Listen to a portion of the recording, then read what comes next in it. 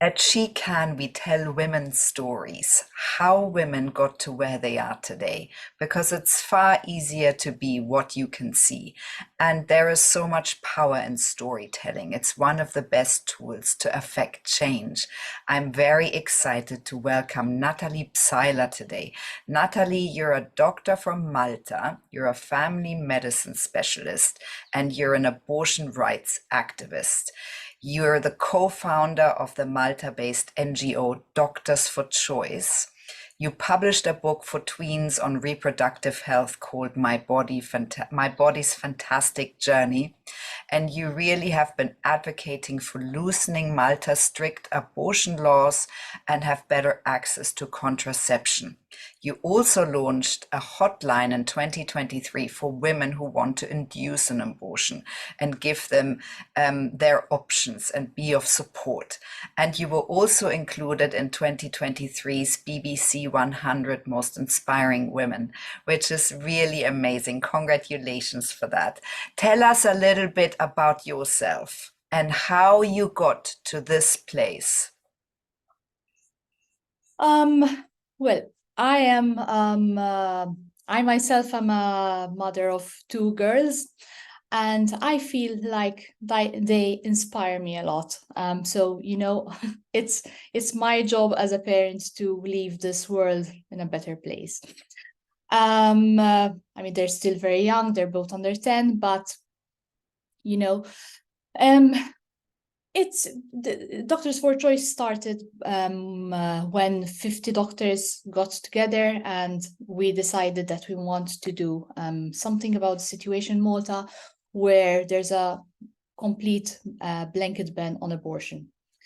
Actually, there was a law a few months ago which says that an abortion can be provided for those women who are close to death, and 3 doctors must sign on it. So while this woman is dying, 3 doctors are deciding whether they should save her life or not. So it's a draconian law, and it really makes me angry, and I want to change this situation. Natalie, that's a really, really important and incredible mission that you're on. You obviously know what's happening in the US and around the world, and that many rights for women, especially the right for an abortion, is being taken away right now. Why is it so important to reverse the law in Malta, for you to fight for this? What are the facts? What is the data behind this? Yes, so I speak to women who are having abortions or who need abortions every day. They call our helpline, and these women are desperate. They need to have their abortion with any means possible to them. It is our estimate from what we can see from data we get from Women on Web and Women Help Women, who provide pills to women in Malta by post. We can see that there are around 450 abortions per year happening in Malta. So Malta is a very small country. We have a population of about 450,000. And we think this is at par with other countries. So this is the rate of abortions that are happening in other countries. So thankfully, due to these organizations, women can access their pills. But they're very scared that police are going to find them and they're going to take them to jail, that their family will find out, and perhaps that's the partner they're trying to get away from will find out that they're pregnant, and they will make them to continue that pregnancy because now they have father rights. It's really heartbreaking to see how women become so anxious and desperate. For example, what we're seeing, and a new reality is these 40 plus women who have completed their family, but suddenly they're pregnant again. They are using contraception, but they got pregnant. Contraception failed. and they're trying to provide to give a message to their children, to their teenage children, and but they're pregnant themselves, so it's a bit of an oxymoron for them. So we're trying to, my colleague and I have started this doula helpline service, and we're trying to support women during these difficult times.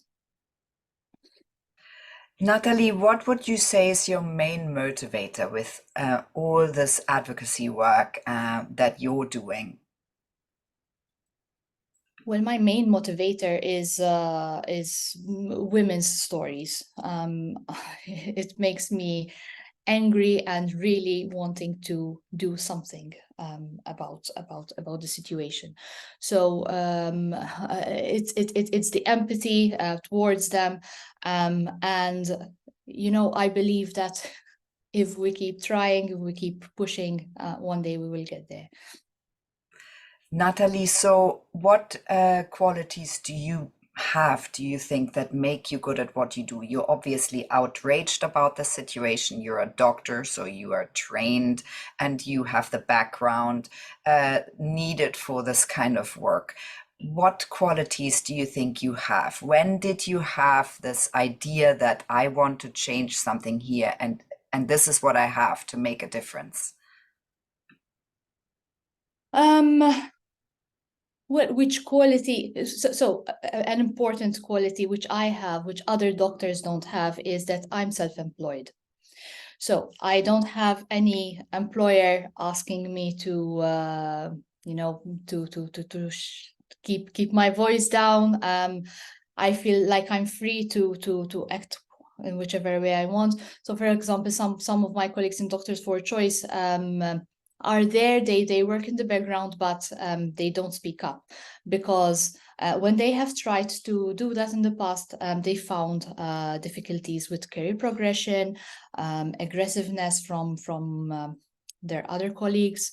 I myself, for example, have been reported to the medical council, and they tried to take away my registration. I mean, that didn't go anywhere, because of course providing information is legal, completely legal. And so anyway, that fell. But they try to hurt us in various ways.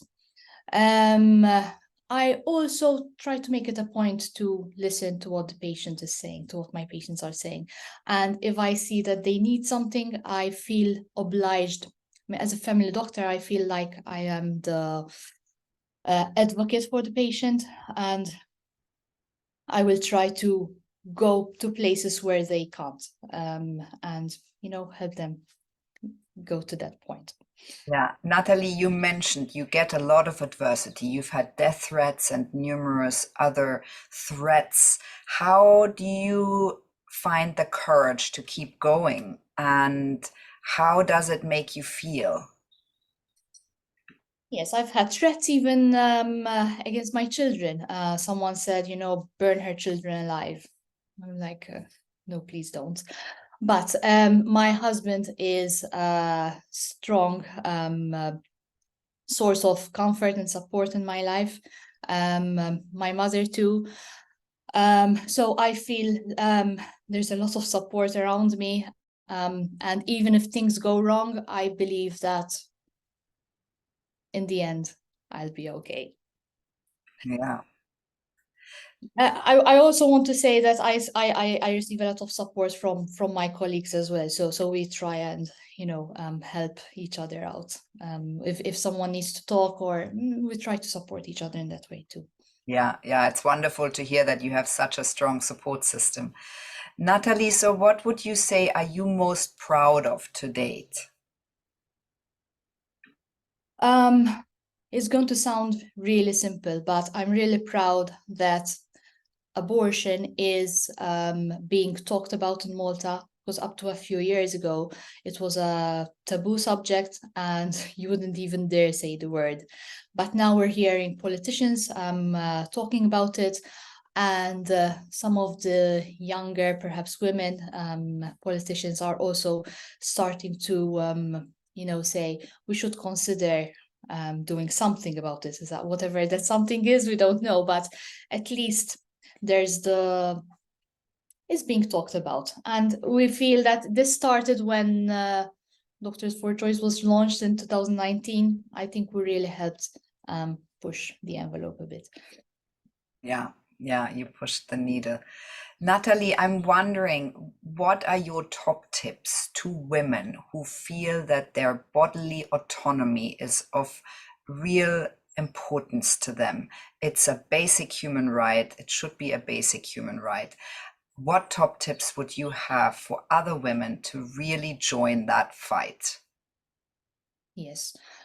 Well, we only have one life, and we deserve to live that life to its fullest. And it's my body. It's going to sound very cliche, but it's my body, it's my life, and I deserve to do whatever I want to do with it because it was gifted to me, and I should be able to do whatever I want to do with it. So I would ask other women to I would encourage them to follow their dreams, do whatever they want to do, and find ways perhaps to overcome adversities that they might be having. It's easier said than done, of course.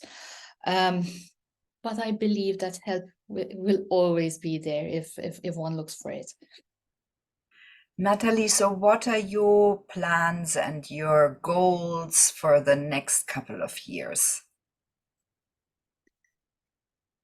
Our goal as an organization is to push for decriminalisation of abortion. And that's what I will be trying to speak more about and perhaps write articles about.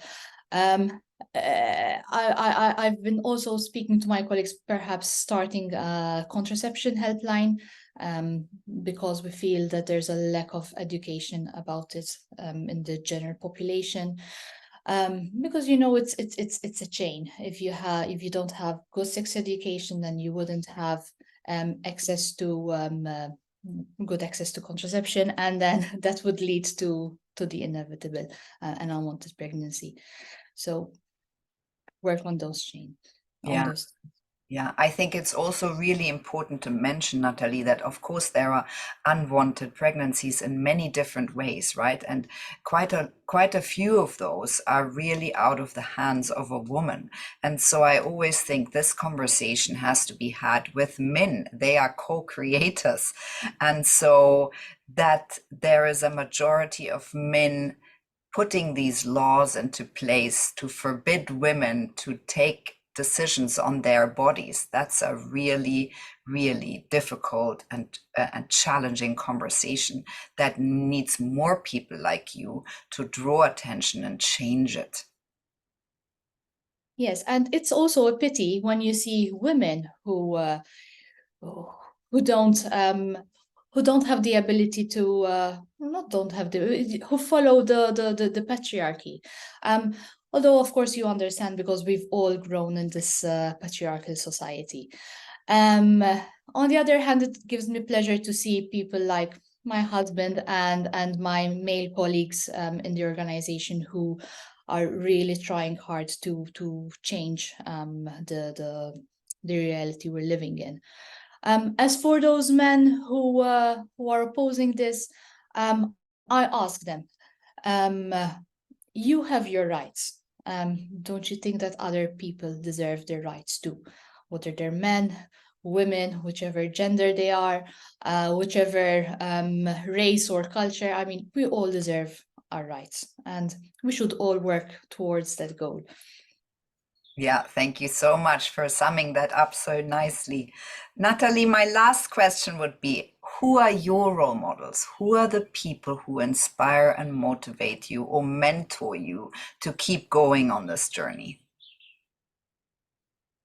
When I'm going to turn to my husband and mother again, because they really mean a lot to me, and they truly are my rock. And when I see how they